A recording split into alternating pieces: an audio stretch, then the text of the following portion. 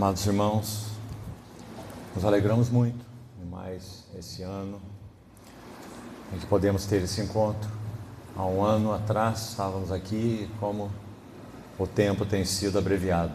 Nós estamos novamente aqui para mais esse período de comunhão, uns com os outros e comunhão na palavra do Senhor. Graças a Deus por isso. Vamos abrir nossas Bíblias na segunda epístola de Paulo aos Coríntios. Segunda epístola de Paulo aos Coríntios, capítulo 4. Vamos ler os versos 1 e 2. Pelo que, tendo este ministério, segundo a misericórdia que nos foi feita, não desfalecemos. Pelo contrário, rejeitamos as coisas que por vergonhosas se ocultam, não andando com astúcia, nem adulterando a palavra de Deus. Antes, nos recomendamos à consciência de todo homem, na presença de Deus, pela manifestação da verdade. Gostaria desde já destacar esse termo, ministério, como aparece aí no verso 1, cuja palavra na língua original é diaconia. É o termo grego mais comum para serviço, diaconia. Tendo, porém, este ministério, ou esta diaconia, então. Capítulo 5 ainda, nessa epístola, verso 18. Ora, tudo provém de Deus, que nos reconciliou consigo mesmo por meio de Cristo e nos deu o ministério da reconciliação. Novamente temos aí o mesmo termo, ministério ou diaconia. Ainda no capítulo 6, verso 3.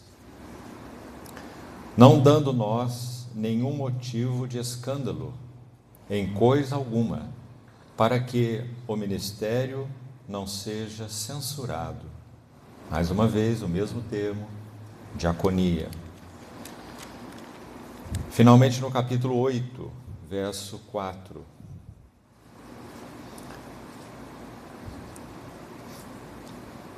Pedindo-nos com muitos rogos a graça de participarem da assistência aos santos.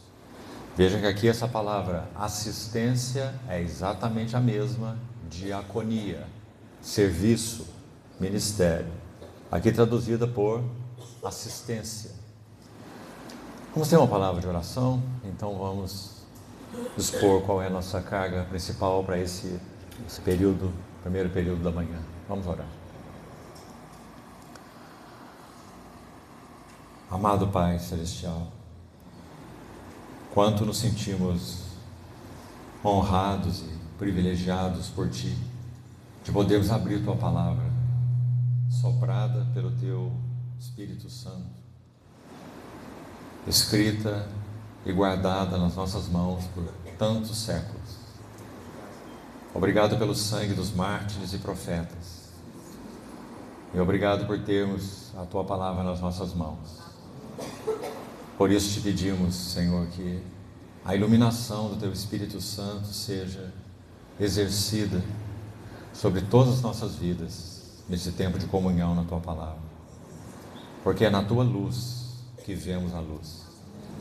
Por isso te pedimos que nos conceda céus abertos nessa manhã, em que o Senhor mesmo possa ser visto e tocado, tanto pessoalmente quanto coletivamente, por cada um de nós.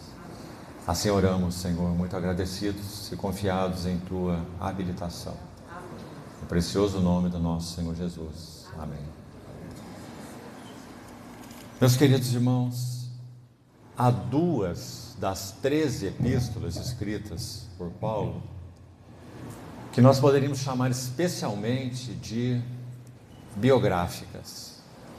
A epístola 2 aos Coríntios, que está aí diante de nós, e a epístola de Paulo aos Filipenses. Nós somos, quando lembrados dos escritos de Paulo, sempre muito agradecidos ao Senhor quando pensamos na vida desse vaso, o ex-Saulo e então Paulo. Nós teríamos a falta de metade dos livros do Novo Testamento se a obra maravilhosa da graça do Senhor forjando esse vaso não tivesse acontecido.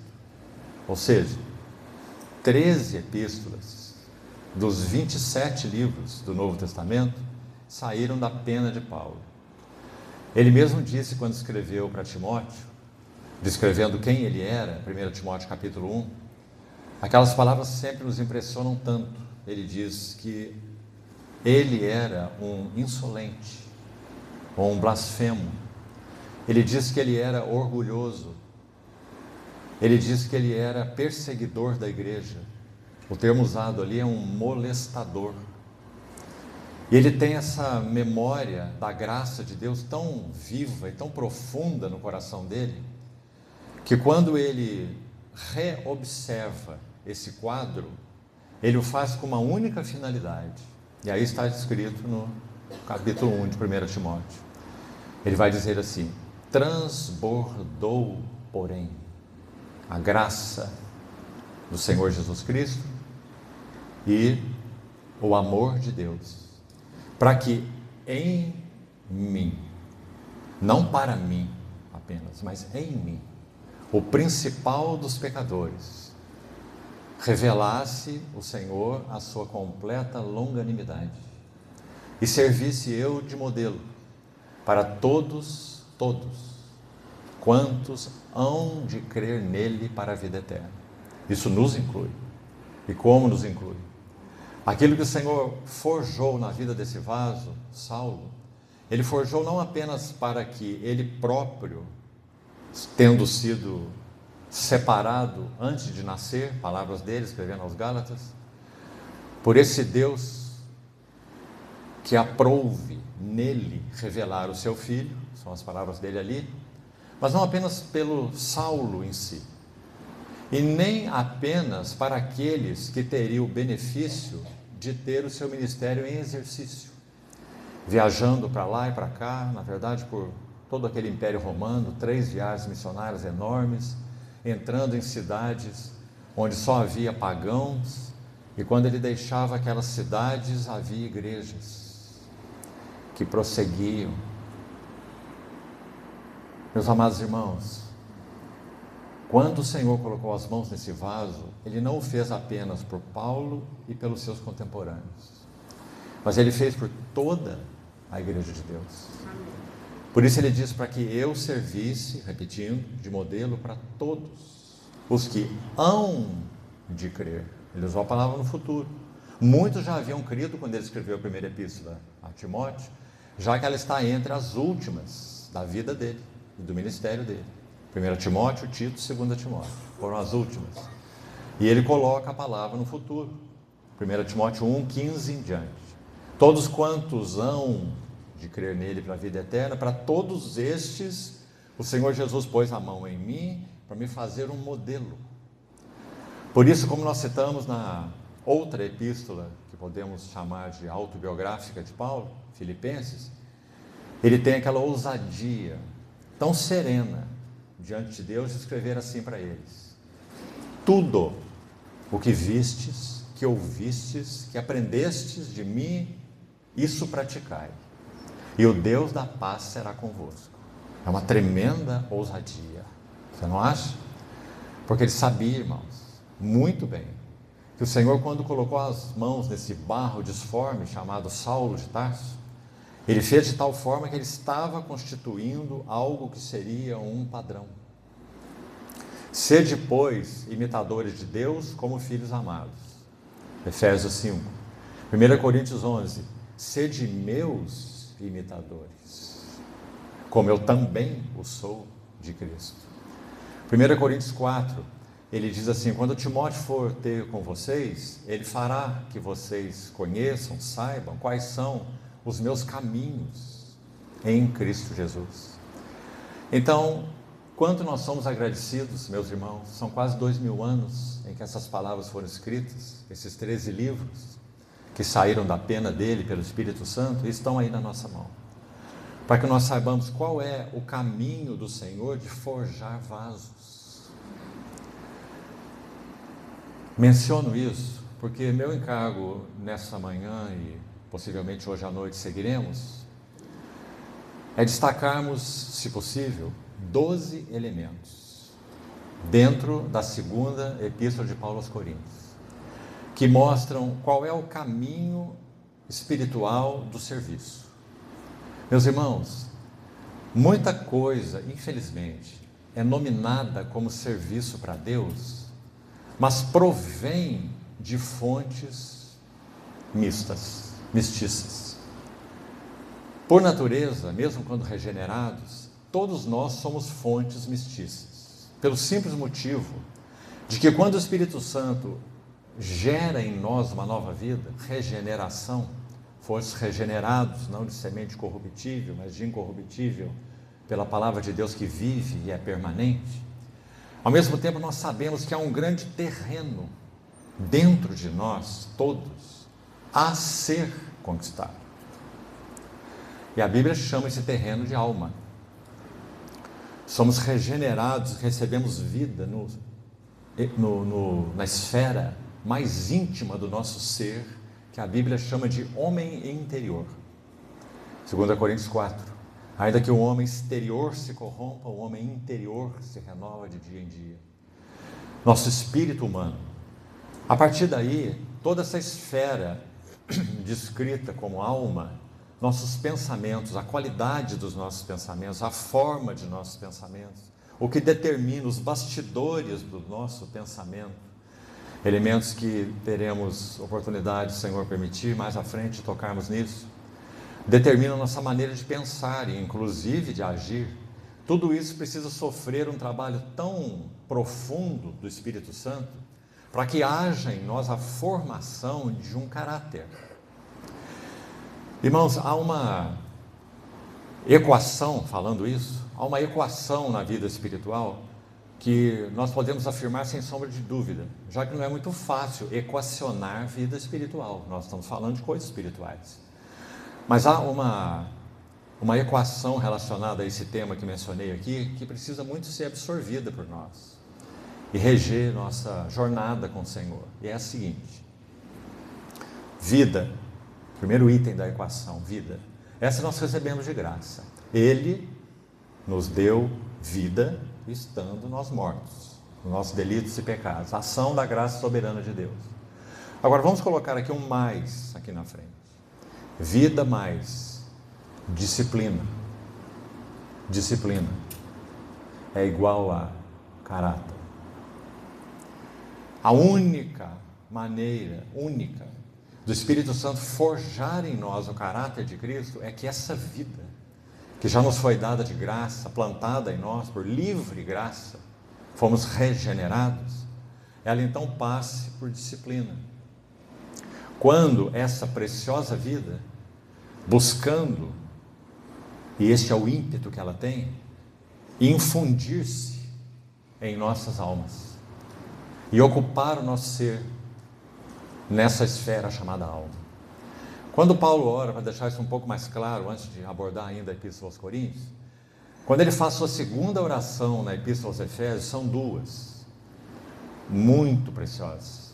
Efésios capítulo 1, ele ora por revelação. Deus vos conceda espírito de sabedoria e de revelação. Do contrário, as verdades espirituais, as realidades espirituais são veladas a nós. Precisamos muito saber disso. Sem joelhos dobrados, na beira da nossa cama, sabe, sentados em nossa escrivaninha, com a nossa Bíblia aberta, quietos diante do Senhor, é o caminho do Espírito Santo abrir nossos olhos e nos dar revelação. Revelação de tudo que já está escrito aqui. Não é nova revelação, não são novidades. Revelação daquilo que o Espírito Santo já falou. Revelação do precioso Cristo e das suas riquezas insondáveis. Deus nos conceda espírito de sabedoria e revelação. Efésios 1, a primeira oração. A segunda oração em Efésios 3 é distinta. Se você se lembra, no verso 14 de Efésios 3, ele inicia assim: por esta causa me ponho de joelhos diante do Pai, de quem toma o nome toda a família nos céus e na terra, para que, segundo a riqueza da sua graça, sejais fortalecidos com poder mediante o seu Espírito no homem interior, e assim habite Cristo nos vossos corações pela fé. Olha a palavra que ele usou ali, escrevendo para cristãos, para os Efésios.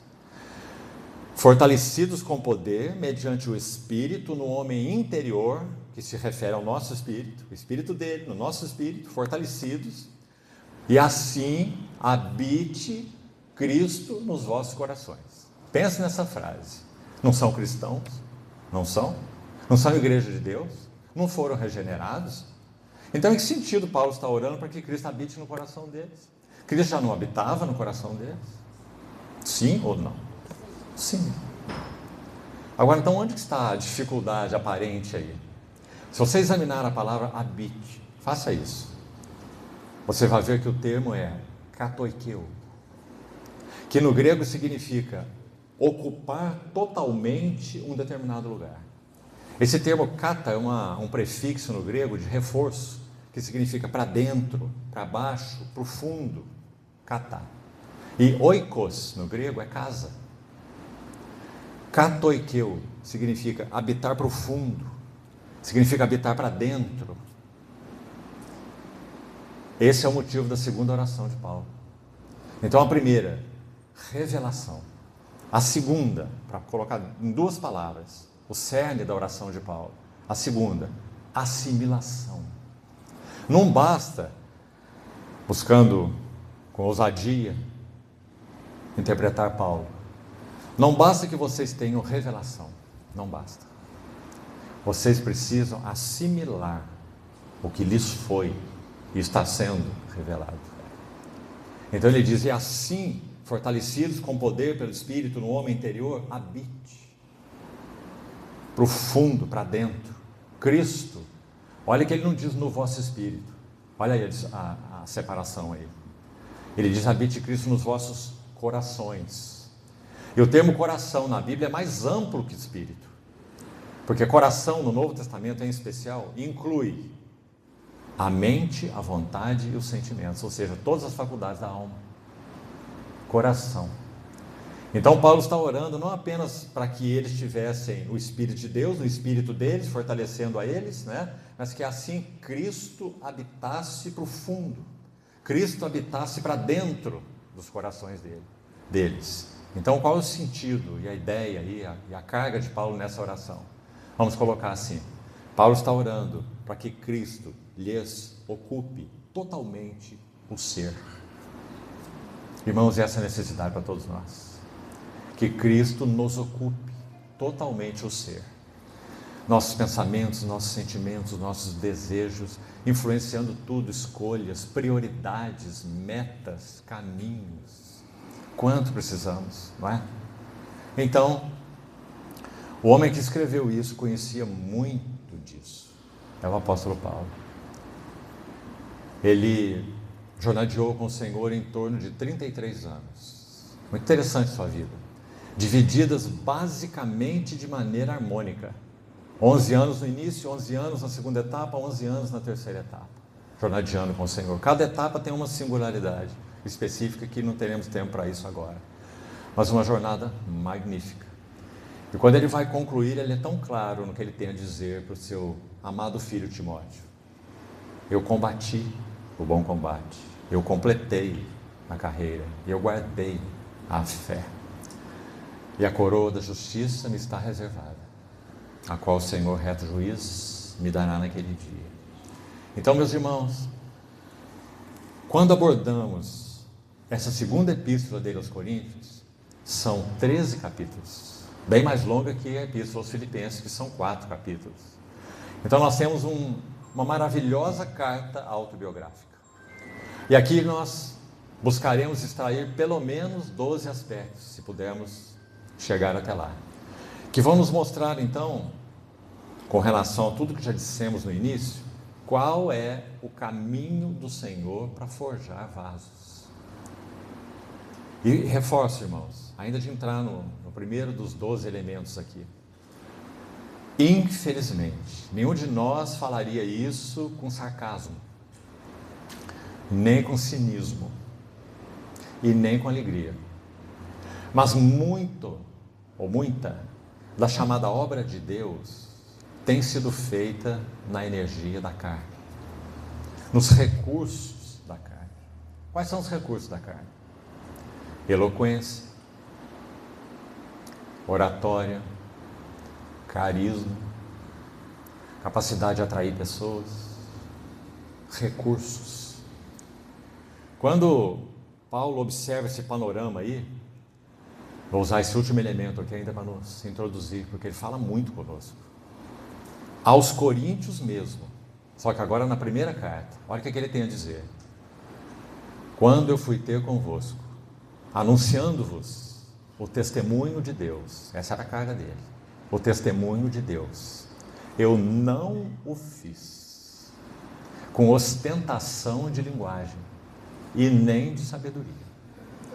Vamos parar aqui um pouquinho. Sabe quem está falando isso? É um homem que tinha cidadania romana e falava latim. Era um homem que era hebreu de hebreus e conhecia não só a língua hebraica, mas toda a religião hebraica, claro, né? Um fariseu.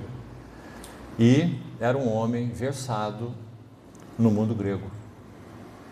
Um homem de 3 culturas. Um intelectual, Saulo de Tarso, instruído aos pés de Gamaliel, a nata religiosa da época. É isso que ele tem a dizer agora, que o Senhor colocou a mão nesse vaso. Eu fui ter com vocês em fraqueza. Primeira palavra. Quantos de nós, irmãos, nos sentimos tão abastecidos com aquilo que tantas vezes chamamos de minha experiência? Meus cabelos brancos já me ensinaram tanto, então eu me baseio na minha experiência para ajudar outros. Cuidado, irmão. Se essa nossa experiência espiritual, ela não for revitalizada pela ação do Espírito Santo, ela é inútil. Inútil. Foi fraqueza, foi em temor. E a última frase é a que mais me impressiona, porque ele diz, grande tremor. Você pode imaginar? Um homem que antes do Senhor pôr as mãos na vida dele, ele saiu de Jerusalém com cartas das autoridades para perseguir os cristãos em Damasco e saiu de peito aberto e de cabeça erguida. Um homem ousado. Sabe como Lucas o descreve em Atos 9? Saulo, capítulo 9 de Atos, começa assim. Saulo ainda respirando ameaças e morte contra os discípulos do Senhor. O termo usado ali para respirando ameaças é como um touro bravo que está numa arena pronto para atacar o toureiro. Respirando ameaças e morte contra os discípulos do Senhor. Um homem determinado, firme nas suas convicções. Agora o Senhor toma esse vaso e faz assim. Na estrada de Damasco. E ele fica cego. Precisa de ajuda de outros para ser levado para dentro da cidade. Um homem que nunca se imaginou numa situação dessa. 3 dias sem comer nem beber, cego. Indagando do que aconteceu com ele naquela estrada. Então, meus irmãos, esse princípio é um princípio que está registrado na jornada espiritual de cada um de nós para ser executado pelo mesmo Espírito e pelo mesmo Senhor Jesus que colocou as mãos em Saulo. Não será diferente conosco. Tudo o que se coloca nas mãos do nosso Senhor Jesus, ele parte. Você já percebeu? Quando ele multiplicou os pães, ele tirou daquele cesto e ele ia dando aos seus discípulos para cooperarem com ele, né, naquele milagre extraordinário. A única vez que os discípulos cooperam com ele num milagre ali, muito significativo, para distribuírem para a multidão. Então ele reparte. Quando ele toma o pão naquela ceia, depois de comer a última Páscoa com os discípulos, ele vai fazer algo novo, instituir a sua ceia, e diz, ele tomou o pão e partiu o pão. Quando ele está com os discípulos de Emaús, a convite deles, na casa deles, depois de ressuscitado, tomando aquela refeição com eles, já tarde, o dia já declinou, é dito que o Senhor se levanta naquela mesa, que não era, naturalmente falando, a casa dele, era a casa deles, dos 2 discípulos de Emaús. Mas ele se ergue ali e diz, ele toma um pão e parte. E quando ele parte, os olhos deles são abertos. Meus irmãos, se nós já oramos assim, Senhor, minha vida é tua, minha vida está nas tuas mãos, sabe o que ele fará com você? Partir. Porque a não ser que sejamos pão partido e vinho derramado, nós não podemos ser alimento para outras almas. Então, aí está. Esse servo do Senhor nos ajudando, vamos entrar nessa epístola, com pelo menos, há mais que isso, pelo menos 12 elementos, que vão nos mostrar como é que Deus forja vasos. O que significa então ele partir esses vasos? Como é que ele opera? O que ele fez em Paulo? O que ele quer fazer em nós? Se foi o Espírito Santo, usando a boca de Paulo, que disse que a vida dele seria um modelo para todos os que hão de crer nele. Então, nenhum de nós pode nos excluir daí, porque todos estamos incluídos aí, não é? Pela própria palavra de Deus. Bom, quando olhamos então, vamos manter aí aberto diante de nós essa segunda epístola de Paulo aos Coríntios. Quando nós olhamos para esse termo diaconia, traduzido aí como ministério, reforço que é importante, irmãos, compreendermos essa palavra, porque de alguma maneira nós corremos o risco de usar essa palavra ministério muito mal, nos referindo a coisas muito específicas. É certo que há ministérios específicos, né? A palavra de Deus é muito clara, mas o termo ministério é muito amplo. Diaconia é o termo mais amplo para serviço, para assistência, para cuidado. Em alguns textos do Novo Testamento, a palavra diaconia é traduzida por cuidado. Em alguns outros textos, e aqui já vou citar qual é a primeira menção dele no Novo Testamento, porque sempre a primeira menção é muito importante. Primeira menção de uma palavra, de uma ideia, de um conceito na Bíblia, estabelece todo o princípio sobre o qual o Espírito Santo irá desenvolver aquela primeira menção. É chamado de lei da primeira menção, quando estudamos as Escrituras. É sempre muito importante. Então, quando você estiver estudando a Bíblia, note isso, vá buscar qual é a primeira menção. E a primeira menção de diaconia na Bíblia, onde está? Lucas 10, lar de Betânia. Você conhece muito bem o texto. Lucas 10, 38 a 42, a primeira visita do Senhor a Betânia. E lá então é dito que ele vai ajustar Marta. A Marta que ele amava, a Maria que ele amava, o Lázaro que ele amava, o lar que ele amava. Então ele diz assim: Marta, Marta, estás inquieta e ocupada com muitos serviços. Lucas 10. A palavra serviços aí é diaconia.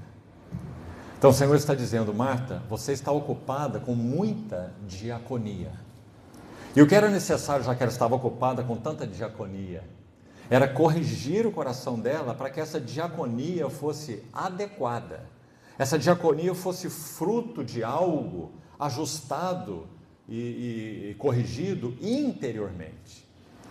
E como o Senhor viu isso com seus olhos tão perspicazes, né, na vida de Maria, então ele apontou-a. Apontou Maria para a irmã dela. E o texto diz que Maria quedava-se, assentada aos pés do Senhor, a ouvir-lhe os ensinamentos. E quando o Senhor se dirige a Marta, aí já está se dirigindo, já está tendo Marta em foco, não é? Então ele diz: Marta, Marta, um dos duplos chamamentos na Bíblia, são 7 duplos chamamentos, esse é um deles. Marta, Marta, andas inquieta e agitada com muita diaconia, com muitos serviços. Uma só coisa te é necessária. E então o Senhor aponta a irmã dela e diz: tua irmã escolheu a boa porção, e essa nunca lhe será tirada. Ele não está dizendo que ele não carece do serviço da Marta. Ele está dizendo que Marta está focada no ministério. Eu acho que usando esse termo, né, diaconia agora com o ministério, parece que fala diferente para nós, né? Mas significa só a mesma coisa. Mas porque o ministério assumiu um lugar tão equivocado, meus irmãos, no meio do povo de Deus em geral. E quando nós usamos esse termo, ele parece ter um sentido mais especial para nós, né? Porque se fala tanto de ministério. Ministério de louvor, ministério de música, até ministério de coreografia, você escuta por aí, não é? Ministério disso, ministério daquilo. Meu ministério, quantas vezes falamos isso com o peito tão cheio, não é? Esse é o meu ministério, não é isso? Diaconia. Quando nós falamos assim, esse é meu ministério, nós estamos falando, essa é minha assistência, esse é meu cuidado. Sabe outro termo que traduz diaconia no Novo Testamento? Socorro. Diaconia é socorro. Nosso ministério é socorrer. Nosso ministério é cuidar. Nosso ministério é servir. Então o Senhor disse: Marta, você está ocupada com diaconia demais, ministério demais. Tua irmã escolheu a boa porção. Essa nunca lhe será tirada. Sabe qual é a boa porção?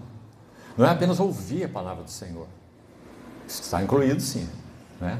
Não há coisa mais preciosa que essa, mais que o pão. Não só de pão viverá o homem, mas de toda a palavra que procede da boca do Senhor. Mas por que ela estava ali mesmo, ouvindo a palavra do Senhor? Por quê? Porque ela estava quedada, inclinada aos pés do Senhor. Essa é a fonte do ministério, do socorro, do cuidado. Se nós perdemos os pés do Senhor, nós perdemos o ministério. Nós perdemos tudo. Tudo. Podemos manter o povo, mas perdemos o ministério. Somos só uma figura no meio do povo, que quem sabe já teve um passado importante, já ajudou alguns com coração sincero, e inclusive frutos do seu serviço, né? Mas agora, meus irmãos, o que eu vou dizer aqui, como isso fala no meu coração. O livro dos Reis usa dois termos que são muito sérios para se referir a isso que estamos falando, a serviço. Um é homem de Deus. Oh, que título maravilhoso é esse, título entre aspas, né? Homem de Deus. Quantos homens de Deus nós conhecemos? Seja agora ou até do passado, estamos conhecendo pelo seu legado. Quantos somos gratos pelos homens de Deus que nos marcaram. Agora há uma outra frase no livro dos Reis, se refere a alguém que já foi isso, mas agora não é mais. Sabe qual é o termo? Profeta velho. Profeta velho. Meus irmãos, que o Senhor não permita nunca que nós entremos numa condição de profeta velho, mas que Ele nos mantenha como homens de Deus até que Ele venha, ou até que nós partamos para Ele. Amém.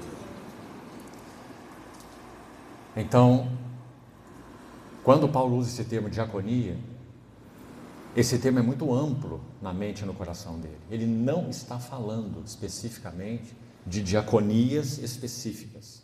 A diaconia de um evangelista, o ministério de um evangelista, a diaconia de um mestre, a diaconia de um pastor, a diaconia. Ele está falando de diaconia. 2 Coríntios 4:1. Tendo, porém, esta diaconia, não desfalecemos. Então, vamos entrar no primeiro elemento, remirmos nosso tempo, desses todos que buscaremos tocar aqui. Nessa linda carta autobiográfica, ele vai nos traçar um caminho. E vamos dizer assim: por quais nuances e por quais contornos a mão precisa, cirúrgica, do nosso Senhor Jesus, quando colocada em um vaso, quais contornos são produzidos? 2 Coríntios capítulo 1, aí na sua Bíblia, de 8 em diante, nós vamos ver esse primeiro elemento. Mas ainda antes de lê-lo, eu queria citar algo para você também manter aí, não só na sua anotação, mas na sua oração. Diaconia, ou serviço, no sentido mais amplo do termo, não é primariamente aquilo que o vaso faz. Repetindo, diaconia, ou ministério, ou serviço, não é primariamente aquilo que o vaso faz. É aquilo que o Senhor faz no vaso. Para que então o Senhor possa fazer através do vaso. Nossa dificuldade, meus irmãos, é distorcermos essas coisas. E até mesmo somos, de certa maneira, equivocadamente, instigados a pensar dessa maneira equivocada. Sabe por quê? Normalmente, quando alguém nasce de novo, creu no Senhor, genuinamente, está na sua paixão pelo Senhor, uma das primeiras preocupações, até mesmo que essa pessoa tem, na maioria das vezes, e que outros têm por ele, sabe qual é? Onde que ele vai servir? E alguns procuram avaliar assim, qual é o perfil que ele tem? Ou palavra difícil é esse perfil? Porque é uma palavra de empresas, não é uma palavra da igreja. Na igreja, meus irmãos, nós não temos perfil para nada. Nosso perfil era de pecadores perdidos e condenados. Esse é o nosso perfil. Quando o nosso Senhor nos chamou para Ele, o perfil que Ele quer formar em nós é o perfil do seu Filho. Quando Deus nos chamou, é o seu próprio perfil formado em nós. Certa vez o irmão Stephen Kong recebeu uma pergunta interessante de um jovem. Um jovem aproximou-se dele e disse assim: irmão, o Senhor me ganhou, eu amo o Senhor, eu amo a palavra do Senhor, e eu tenho orado ao Senhor para buscar perceber qual é o meu serviço, o meu lugar no corpo de Cristo. É uma boa intenção, você não acha? Claro. O Espírito Santo é que coloca isso dentro de nós, né? Mas a resposta do irmão foi muito interessante e simples, e disse tudo em uma frase. Então, quando ele pergunta: tenho orado para descobrir qual é o meu serviço. Como eu posso descobrir qual é o meu serviço no corpo de Cristo? E a resposta foi: permita que a vida cresça. Ponto. Porque quanto mais a vida cresce em nós, quanto mais o caráter de Cristo é edificado em nós, mais claro será qual é o nosso serviço no corpo de Cristo. Claro e espontâneo. Espontâneo. Não é porque foi delegado a mim fazer alguma coisa. Aliás, é muito interessante percebermos também essa questão espiritualmente falando, né? A função deve vir antes da unção. Normalmente pensamos o contrário. Porque quando o Espírito Santo está realizando algo, só Ele pode realizar, não é? Quando Paulo fala para os presbíteros de Éfeso, ele diz: foi o Espírito Santo que vos constituiu. Não é? Se ele não fizer, o que significa? Homens fazendo. Então, se o Espírito Santo está fazendo algo em um vaso, e esse algo tem fluído com realidade espiritual, com vida, com testemunho de outros, inclusive, não é? Para que nós não nos percamos na nossa própria avaliação. Eu acho que eu sou isso, ou eu acho que eu sou aquilo, não é? Mas com testemunho de outros, então a função já está, mesmo que inicialmente, em germen, ela já está sendo exercida, não é? E então, o oficial, digamos assim, vem depois do funcional. Então temos que tomar cuidado para que isso não seja invertido, né? Então, meus irmãos, aí está o primeiro termo: serviço, diaconia, como ele é usado no Novo Testamento. Serviço de Marta. E o Senhor corrigindo Marta, dizendo: Marta, tem uma prioridade para essa sua diaconia estar bem, para a sua diaconia estar ajustada. E a prioridade é dupla, na verdade. Primeiro, aquiete-se, assente-se. Meus irmãos, caminhando com o Senhor esses anos, como tem tantos outros aqui que já jornadearam bastante, nós ouvimos cada coisa muito interessante, muito bonita. Uma delas que eu ouvi nesse sentido é o seguinte: uma vez o irmão estava ministrando para um grupo bem grande de líderes, todos eles líderes responsáveis por cuidar de outros, né, nas suas diversas cargas. Ele fez uma pergunta assim: quantos de vocês se realizam nos seus ministérios? Olha a pergunta. A maioria levantou a mão. A maioria. E alguns não levantaram a mão. Então ele disse assim, para os que levantaram a mão, então estão dizendo: eu estou me realizando no meu ministério. Ele disse assim, com muita serenidade, né? Sem nenhuma brincadeira. Ele disse assim: eu tenho muita pena de vocês, Porque nenhum de nós se realiza em ministério. Nós só nos realizamos em Deus. E é dele que flui todo o nosso ministério. E não é verdade?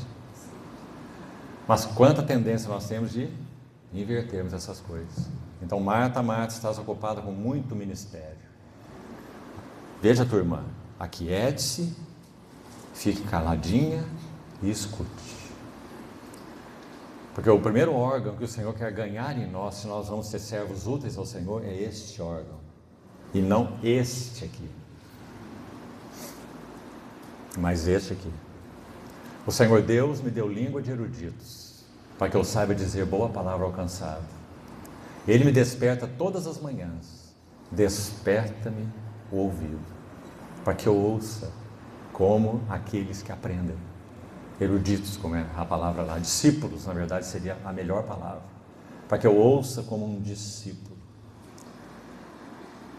Então, estamos tentando entrar nessa carta, né? Vamos entrar então nela. 2 Coríntios capítulo 1. Vamos lá. Para o primeiro elemento aqui. Como é que o Senhor forja vasos? Guarde então no seu coração.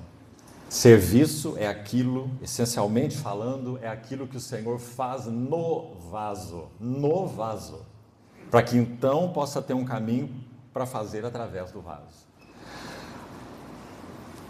Capítulo 1 então, de 2 Coríntios, vamos começar pelo versículo 3, de 3 a 6, para ser o máximo didático aqui.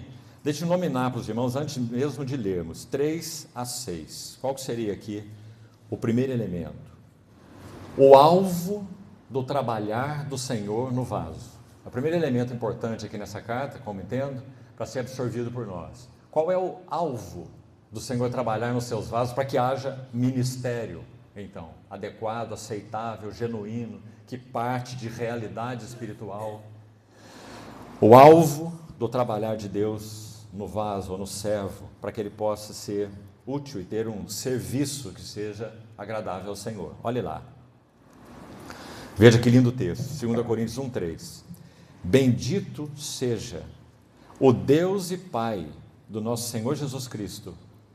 E aqui ele é nominado assim, olha, o Pai de misericórdias, ou o Pai das misericórdias, e Deus de toda a paraclesis, consolação, palavra que é usada para o próprio Espírito Santo, o Paráclitos, o Deus de toda consolação. Olha isso, é Ele que nos conforta ou consola, a mesma palavra, em toda a nossa tribulação, para que possamos consolar, de novo, a mesma palavra, aos que estiverem em qualquer angústia, com a, novamente, consolação, quarta vez que estamos lendo aqui, né? O mesmo termo, com que nós mesmos somos, mais uma vez, contemplados, a mesma palavra, consolados, mesmo termo, por Deus. Porque assim como os sofrimentos de Cristo se manifestam em grande medida a nosso favor, assim também a nossa consolação, mais uma vez o mesmo termo, a nossa consolação transborda por meio de Cristo. Atenção agora ao verso 6. Mas se somos atribulados, é para o vosso consolo. Aqui, na versão que estou lendo, diz conforto, mas é a mesma palavra de novo, consolo. Então, atribulados para o vosso conforto e salvação. E se somos confortados, mais uma vez, consolados, é também para o vosso consolo, ou conforto, o qual se torna eficaz, suportando com paciência os mesmos sofrimentos que nós também padecemos. Tão precioso é esse texto de 3 a 6, particularmente destacando o verso 6, porque o que está nos ensinando aí? O que seria então esse ministério cristão? Como que Paulo abre essa carta autobiográfica sobre serviço, nesses versículos que lemos de 3 a 6, dizendo o quê? Vamos procurar resumir assim, meus irmãos. Tudo o que as mãos bondosas do Senhor operam e permitem, porque na verdade não tem diferença entre uma coisa e outra, não é? Ou é o Senhor efetivamente fazendo, introduzindo a mão dele, ou permitindo que mão de outros, circunstâncias que são incontroláveis, aliás, nós só achamos que controlamos, né? São incontroláveis, que vêm sobre nós, é o que Paulo chama de tribulação. Paulo não orava pedindo tribulação, nem precisava, porque estava na ordem do dia, né? Toda manhã. E nem nós precisamos orar pedindo tribulação. Então, o que ele está dizendo? É que todo esse assunto, ele operava na vida dele para quê? Primeiro, é claro, para que fosse produzido nele mesmo, nesse vaso, testemunho do Senhor. A palavra paciência que ele usa aí é muito importante. Ela tem relação direta com perseverança. Porque segundo Tiago, perseverança, meus amados irmãos, especialmente os mais jovens aqui, perseverança é o que forma em nós caráter. Se nós não perseverarmos, nós nunca teremos um caráter adequado. O caráter de Cristo formado em nós, nunca. É na perseverança, Lucas 21, 19, é na vossa perseverança que ganhareis as vossas almas. Se perseverarmos com Ele, reinaremos. Então, paciência, ele usou o termo aqui. Mas olha o princípio aqui, vou repetir. Paulo entende que tudo o que cada um de nós passa na nossa jornada com o Senhor tem como alvo não apenas que o Senhor use isso para forjar este vaso, que somos nós, mas o Senhor vai usar isso para o benefício de todo o corpo de Cristo. Olha como Paulo se via, irmão, e olha como nós precisamos ver. Não é questão da minha dificuldade, minha luta, minha tentação, minha tribulação, o que eu estou passando agora, e o eu aí se torna grande nesse sentido, né? Sempre que somos atribulados, sempre que sofremos, sempre que estamos numa situação difícil, qual é a tendência? A tendência é essa, introspecção. Sempre. E que tem os seus aliados, que são muito danosos à nossa alma. O primeiro deles, autocompaixão. Autocompaixão. Autopiedade. Foi isso que o inimigo de Deus, usando ainda uma mente não transformada de Pedro, discípulo, tentou induzir em Jesus, quando Jesus falou sobre ir à cruz. E Pedro se apressa rapidamente, como que puxando o Senhor para o lado e dizendo: mestre, nunca isso te acontecerá. Tem compaixão de ti. Autocompaixão, autopiedade. Você percebe, irmão? Então esse dardo foi usado para atingir o coração do nosso Senhor. Tem piedade de você, tem compaixão de você. E nosso Senhor então firmemente olha para Pedro, nesse olhar doce e firme que ele sempre teve, entendendo o que está acontecendo, e diz assim: arreda-te, Satanás. Você não irá induzir em mim autopiedade, autocompaixão, porque eu sou o grão de trigo que caiu na terra para morrer. Então ele vai seguir e dizer: você não cogita das coisas de Deus, mas das coisas dos homens. Pensamento de autocompaixão, Pedro, é pensamento de homens. Quem tem compaixão de nós é o nosso Deus gracioso. Nós não precisamos ter compaixão de nós. Se tivermos, esse é o nosso inferno. O inferno é o lugar da autocompaixão. Então, meus amados irmãos, Paulo está dizendo: esse Senhor que colocou as mãos em mim, e toda a tribulação que eu tenho sofrido, é para o vosso conforto. Irmãos, nós estamos mergulhados numa geração egocêntrica, não é? Que traça o eu como linha divisória. Olha, a linha divisória do meu eu foi traçada até aí, ó, não pise, não ultrapasse, é perigo, linha vermelha. Essa é a nossa geração, não é? Agora Paulo, quando olha tudo isso, olha o trabalhar de Deus, é ele que está sofrendo, irmãos. Ele está dizendo a nossa tribulação, certo? E não foram poucas. Então vamos entrar num ponto mais à frente, aí você vai ver. Ele vai dizer: a nossa tribulação é para a vossa consolação. Ele está dizendo o que Deus faz em mim não é só por mim, e nem é só para mim, é para muito além de mim. O que Deus faz em mim é para vocês. É isso que ele está dizendo. Será que temos visto a nossa jornada com o Senhor assim? Você agora, nesse momento, está passando por um momento difícil, tribulação, quem sabe decisão, angústia, morte, perdas afetivas, doença, desafios financeiros, seja lá em que for, em qualquer aspecto. Saiba, irmão, primeiro, cuide-se, para que você não se enfurne em autopiedade.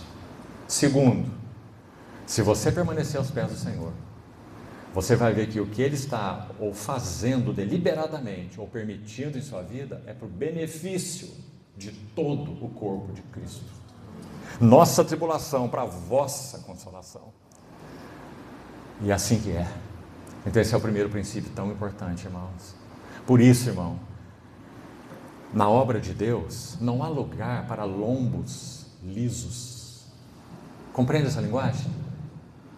O Salmo 129,3 fala assim, olha, Salmo 129,3: sobre o meu lombo lavraram os aradores, e nele fizeram longos sulcos.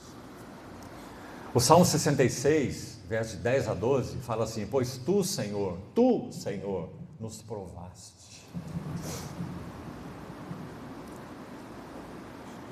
nos acrisolaste, como se acrisola a prata, colocando no cadinho a prata e o maçarico para fundir. Fizeste com que os homens cavalgassem sobre as nossas cabeças. E ainda diz mais: fizeste com que nós caíssemos na armadilha. Passamos pelo fogo e pela água. Nossa, mas que história é essa? Mas é a última frase, sabe qual é? Mas afinal, nos trouxeste para um lugar riquíssimo. Em outras versões diz um lugar espaçoso. Meus irmãos, nossa experiência com o Senhor, se não passa por isso, é um lugar tão estreito, é tão pequeno, tão pueril. Mas à medida que há lugar em nossas vidas para que o Senhor realmente possa pôr suas nobres mãos, boas mãos, e então nos conduzir por caminhos que às vezes para nós parecem tão inexplicáveis, né? Quantos de nós aqui conhecem isso, irmãos? Quantos? Espero que todos. O que Ele deseja? Guarde essa última frase do Salmo 66, 12. Afinal, esse é o final. Afinal, nos trouxeste para um lugar riquíssimo, um lugar espaçoso. Então está explicado, não é? O primeiro princípio que nós estamos vendo aqui, nos versos 3 a 6. Toda a nossa tribulação, esse toda tão importante, né? Paulo está dizendo com convicção: não tem nada que toque minha vida que não seja debaixo dessas mãos únicas nas quais eu estou. Então toda a nossa tribulação é para a vossa consolação. Mas olha que lindo ele dizer também a outra coisa, você viu aí? Ele está dizendo: e toda a nossa consolação, quando é que eles recebiam consolação? Na tribulação. Que maravilha, irmão. Imagine passar por essas tribulações sem essa consolação. Que desespero, não é? Mas sempre que o Senhor permite vales de sombra da morte nas nossas vidas, Salmo 23, não nos esqueçamos que diz lá: tu estás comigo. O tu sempre está no vale da sombra da morte. Sempre. A questão é se nós estamos vendo de alguma maneira. Então, aí está o primeiro princípio: o trabalhar de Deus no vaso. Meus irmãos, é tão humilhante para todos nós, se não tivermos uma visão correta de ministério, estudarmos essa carta de Paulo, segundo aos Coríntios. É tão humilhante. Sabe por quê? Porque é o avesso de tudo que pensamos, naturalmente falando. Nós falamos em ministério, nós pensamos, seja ele qual for, viu? Não estou me referindo apenas ao ministério da palavra, qualquer ministério. Nós pensamos em ser bem-sucedidos, nós pensamos em ser gratificados, nós pensamos em ser reconhecidos. Você lê essa carta, o que você vê nela? Aliás, na primeira também, né? 1 Coríntios, mas aqui em especial, nessa carta. Ela é muito mais autobiográfica do que 1 Coríntios. Mas lá em 1 Coríntios ele diz assim: a mim me parece que Deus nos pôs, a nós, os apóstolos, em último lugar, como se fôssemos condenados à morte. Seguindo o texto, ele vai dizer: até agora temos sido considerados lixo do mundo e escória de todos. Quando somos perseguidos, suportamos. Quando somos injuriados, bendizemos.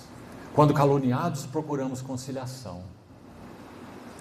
Aqui na segunda epístola, 2 Coríntios 11, ele vai descrever a jornada dele, que nenhum de nós apreciaria por natureza. 3 vezes na voragem do mar, naufrágio. Aliás, 3 vezes fustigado com varas. 5 vezes recebidos os judeus uma quarentena de açoites menos 1. Uma vez apedrejado. Em perigos no mar, em perigos no deserto. Em perigos entre irmãos, em perigos entre falsos irmãos. Esse era o currículo de Paulo. Então, meus irmãos, é tão diferente de tudo que nós pensamos. Primeiro elemento, então, vai ficar bem gravado em nós. Se o Senhor irá forjar em nós vasos úteis, adequados, para que na medida daquilo que Ele nos tem confiado, e a sua medida, querida irmã ou irmão, pode ser apenas cuidar dos seus filhos. E apenas aqui, seria uma palavra desnecessária. Porque cuidar de um filhinho, de uma filhinha, para que cresçam e amam e sirvam o Senhor, é ministério. É ministério. Que é honrado e galardoado pelo nosso Senhor naquele dia, se formos fiéis. Então, vamos tomar cuidado para não interpretarmos errado essa palavra ministério ou diaconia, porque todos aqui temos ministérios. Todos. Segundo, verso 8 diz assim: porquanto não queremos, irmãos, que ignoreis a natureza da tribulação que nos sobreveio na Ásia, porquanto foi acima das nossas forças, a ponto de nos desesperarmos até da própria vida. Contudo, já em nós mesmos tivemos a sentença de morte, para que não confiemos em nós, e sim no Deus que ressuscita os mortos. O que está acontecendo aqui? O que é que Paulo está chamando de sentença de morte? Então estamos aí no segundo elemento. Vamos colocá-lo assim, buscando parafrasear Paulo. O que ele diz: nós já recebemos de Deus essa sentença de morte, que termos fortes ele está usando, não é? O que ele quer dizer? O sentido é o seguinte: eu sei, Paulo dizendo, eu sei que Deus está decidido em tratar conosco. É isso que ele chama de sentença de morte. Deus está decidido a tratar conosco. Para quê? Para qual resultado? Olha o versículo de novo, que lindo. Motivo duplo. Tem um sim, ou tem um não, vamos colocar na ordem. Tem um não primeiro e depois tem um sim. Sabe qual é o não? Deus nos colocou, Deus é quem decretou sobre nós uma sentença de morte, que tem um não e tem um sim. O não da sentença de morte é para que não confiemos em nós mesmos. Olha bem, irmão. Aí de novo voltamos na questão dos recursos, você está vendo? Todas as nossas fontes são em Ti. Filipenses 4, eu aprendi a viver contente em toda e qualquer situação. Parafraseando Paulo lá em Filipenses 4, ele está dizendo assim: eu aprendi, é o termo que ele usa lá, não é? Eu aprendi que os meus recursos nele são inesgotáveis. E eu aprendi que o meu descanso nele é imperturbável.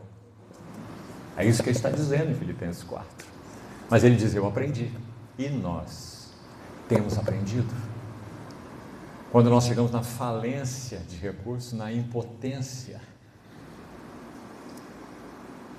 Meus irmãos, que necessidade temos disso, não é? Do contrário, nós iremos buscar executar serviços nos próprios recursos. Então é isso que ele chama de sentença de morte. Que o Senhor nos ajude a compreender isso, irmão. não estamos falando de teoria não, viu?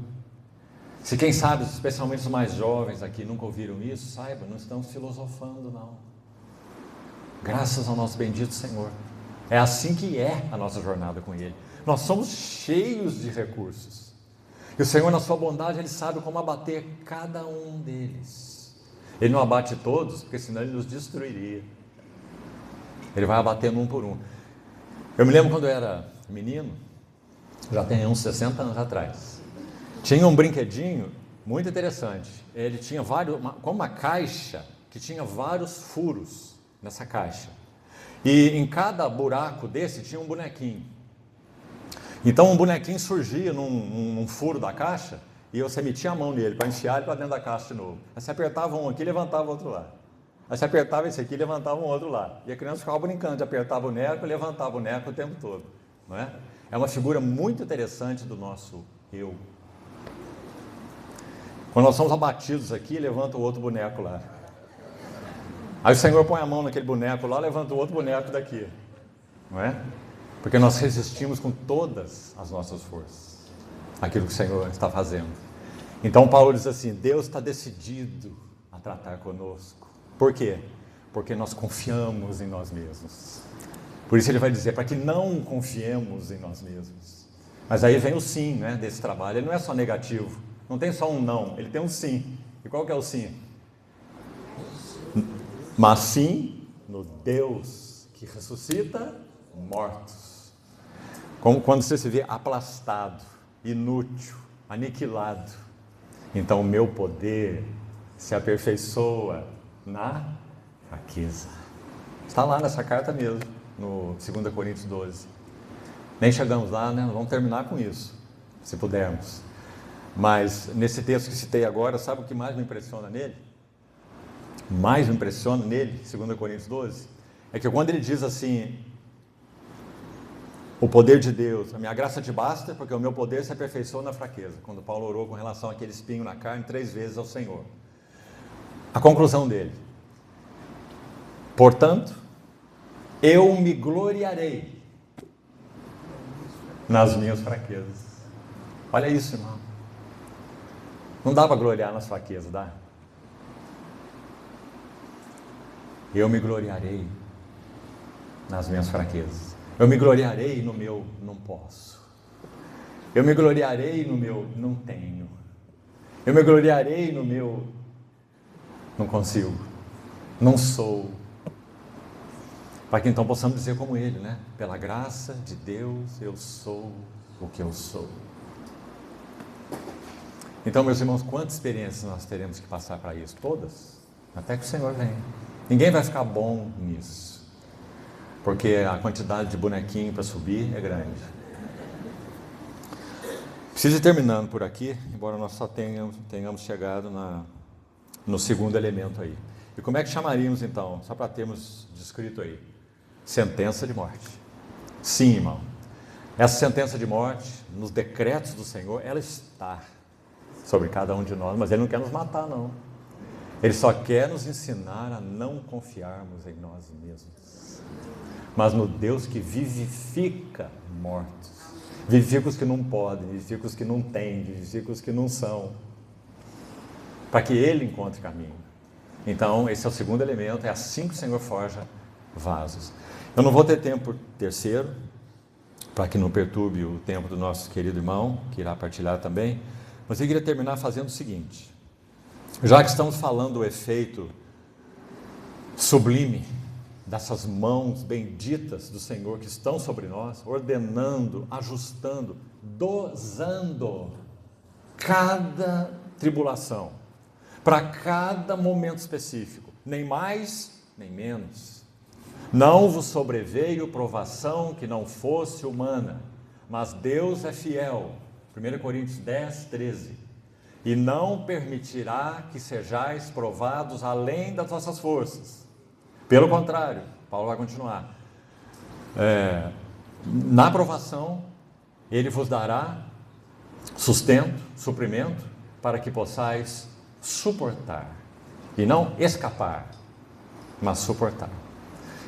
Então, já que esse é o tema, Eu queria ler para os irmãos algo que, creio, nos fala muito ao coração, a experiência de um servo do Senhor, autor de um cântico muito conhecido na história recente da igreja.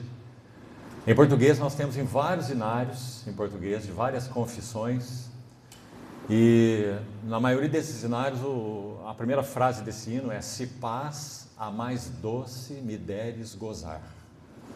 É um hino muito conhecido. E a história desse hino é muito impressionante. Quem escreveu esse hino foi um advogado muito bem sucedido de Chicago. E a cidade de Chicago passou por um incêndio catastrófico, né, histórico. Até hoje nunca aconteceu um incêndio como aquele nos Estados Unidos. E basicamente destruiu uma parte enorme da cidade. Esse advogado tinha o seu escritório nessa cidade, e um escritório extremamente bem sucedido de advocacia. Atendia a nata da sociedade. Era um investidor, inclusive, tinha bens, e o fogo, de um dia para o outro. Ele havia prometido para sua esposa e para suas 4 meninas, 4 filhinhas, que iria levá-las a uma viagem à Europa. Então, quando essa tragédia aconteceu, ele resolveu que ele ficaria em Chicago procurando fazer o rescaldo naquele incêndio, do que ele poderia salvar, de alguma forma, dos seus bens. Então ele colocou no navio a sua esposa e as 4 filhinhas para a Europa. Durante a viagem para a Europa, esse navio, o navio se chamava Ville, esse navio foi abalroado por um outro navio e começou a afundar. Então essa mãe agarrou as 4 filhinhas, levou para o convés do navio, mas então enquanto o navio afundava, as filhinhas se desgarraram dos braços da mãe. E as 4 pereceram no Atlântico. E a mãe, nessa situação toda, ela ficou desacordada, ela perdeu os sentidos. E ela foi salva por um bote de resgate. E chegou até o outro lado, um barco de resgate. E chegou até o outro lado do Atlântico. Quando ela chegou lá, ela escreve um telegrama para o seu marido, com apenas 2 palavras. E as palavras eram: salva sozinha. Salva sozinha. Então, quando esse irmão recebeu a notícia, ele foi para Nova York. Saiu de Chicago para Nova York para tomar o primeiro navio e ir em direção à sua esposa.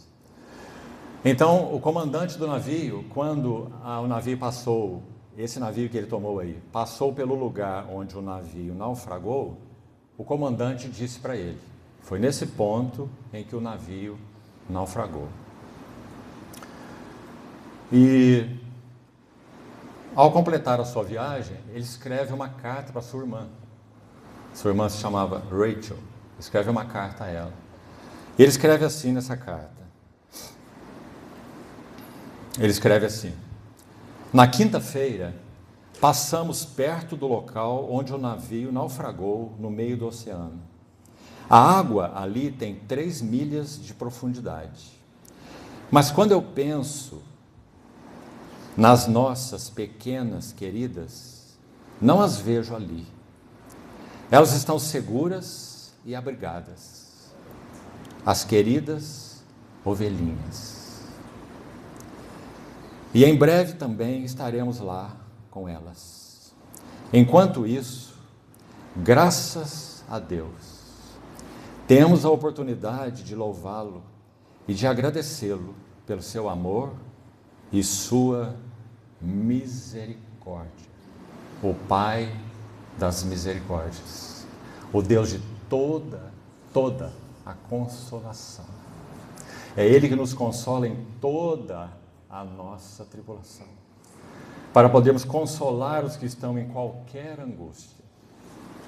Então essa foi uma cartazinha que ele escreveu a ela, e ele conclui assim essa carta: podemos louvá-lo e agradecê-lo por seu amor e sua misericórdia por nós e pelos que amamos. Eu o louvarei enquanto eu viver. Que todos nos ergamos, deixando tudo e seguindo. Agora, eu vou ler a letra do hino que ele escreveu, e há várias versões desse hino. Então o que eu busquei fazer foi ver a letra original em inglês e traduzi-la, sem preocupação com a poesia em si, como foi escrito no original, mas a mais literal possível, para buscarmos compreender o que estava no coração dele, quando ele escreveu esse hino. Então escute só a letra desse hino. Em inglês, esse hino se chama It's Well With My Soul. Está tudo bem com a minha alma. Então ele escreve assim: quando a paz, como um rio, atravessa o meu caminho, ou quando tristezas, como ondas do mar, rolarem, qualquer que seja a minha porção, tu me fazes saber, tudo está bem com minha alma. Embora Satanás possa golpear, embora provações possam vir, possa esta bendita segurança prevalecer. 2 pontos. Que Cristo considera o meu impotente estado e já derramou o seu precioso sangue por minha alma. A terceira estrofe diz: meu pecado, o fulgor deste glorioso pensamento, o meu pecado, não em parte, mas no todo, está cravado em sua cruz e não mais está sobre mim. Louve ao Senhor, ó minha alma. Escute a última estrofe, que linda. Ele diz assim: e Senhor, apresse o dia quando a fé será visão. Olha essa frase, irmão. Apresse o dia quando a fé será visão. Fé não será mais necessária. Fé é necessário só aqui. Naquele dia a fé se tornará visão. E nós nos reencontraremos com todos os nossos amados que pertencem a Ele. A segunda frase dessa última estrofe diz assim: as nuvens serão recolhidas como um pergaminho, a trombeta ressoará e o Senhor descerá. E ouça a última frase: uma canção na noite. Oh, minha alma, uma canção na noite. Oh, minha alma. Meus irmãos, todos nós aguardamos o dia que a fé será visão, o dia que a trombeta soará, e o dia em que essa noite terá a última e definitiva canção, quando nós estivermos diante dele. Então, meus irmãos, tudo o que as bondosas mãos do nosso Pai, toda a nossa tribulação, tudo o que Ele traçou ou permitiu, indiferentemente, porque é Ele, sempre é Ele, porque os filhos dele é que estão sendo tocados, debaixo das bondosas e supervisoras mãos dele. Qual é o objetivo? Toda a nossa tribulação é para a vossa consolação. Toda a nossa tribulação e consolação é para o benefício de todo o corpo de Cristo. Porque aos olhos do Senhor, o que Ele vê? Uma noiva na terra. E aí está o encargo do coração dele. E se nós nos colocamos na mão dele, temos o privilégio de sermos vasos trabalhados por Ele para o benefício da noiva dele. Esse foi o primeiro ponto. E o segundo, por causa disso mesmo, ele diz: temos sobre nós uma sentença de morte, para que não confiemos em nós mesmos, mas nós vamos experimentar, debaixo dessa sentença de morte, o Deus que vivifica mortos. Bendito seja o nome do Senhor. Vamos então orar. Terminamos aqui por enquanto.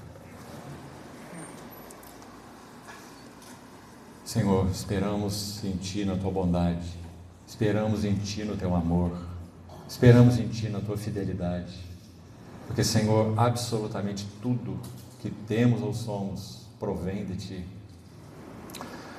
Ó Senhor, quanto aguardamos e suspiramos por essa canção na noite. Guarda o nosso coração, Senhor, te pedimos, guarda-nos. Queremos continuar sendo, Senhor, objetos do trabalho dessas Tuas peritas mãos. Não retire as Tuas mãos de nós, Senhor. Te pedimos, Senhor, que nos mantenha como barro nas Tuas mãos modeladoras. E abre os nossos olhos, Senhor, para vermos além de tudo o que se refere à nossa experiência pessoal, em qualquer instância que seja, em qualquer tempo que seja. Faz-nos ver a beleza do Senhor, faz-nos ver o trabalhar do Senhor, os propósitos do Senhor, e ajuda-nos a aprender, Senhor, na Tua palavra, com este vaso tão particular que o Senhor forjou o apóstolo Paulo. Muito obrigado, Senhor, por ele, pela vida dele, pelo que o Senhor fez através dele e por ter os seus escritos nas nossas mãos. Bendito seja o nome do Senhor. Assim oramos. Amém.